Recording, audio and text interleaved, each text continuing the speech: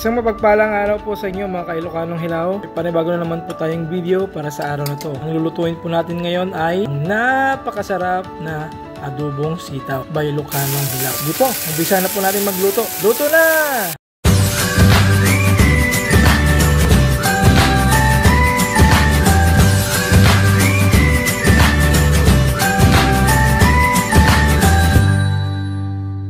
Bali po, ang una po natin gagawin ay painitin po ang kawali. Pag mainit na po, lagay na po ang mantika or olive oil. Pag mainit na po ito, ilagay na po natin yung onion. Tapos haluin po natin. Tapos sunod po natin dyan ay ang bawang. Pag brownin po natin yung bawang at sibuyas, saka natin ilagay yung sitaw. Haluin po natin. Yan. Tapos natin haluin, ilagay na po natin yung napritong karne.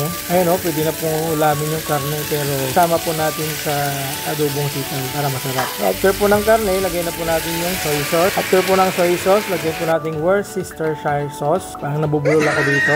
Worcestershire sauce. Tapos, liquid seasoning. After ng liquid seasoning, lagay natin yung garlic powder. Tapos, black pepper or paminta. Kahit mga isang kutsara lang po, pwede na yun. Pampabango lamang po. Nasaluin po natin ng konti. Yan, lagyan na po natin ng Himalayan salt. Tapos, ilagay na natin yung isang tasang tubig. Saka, takpan po natin. Hayaan po natin maluto. At lakasan po natin yung apoy para madaling maluto.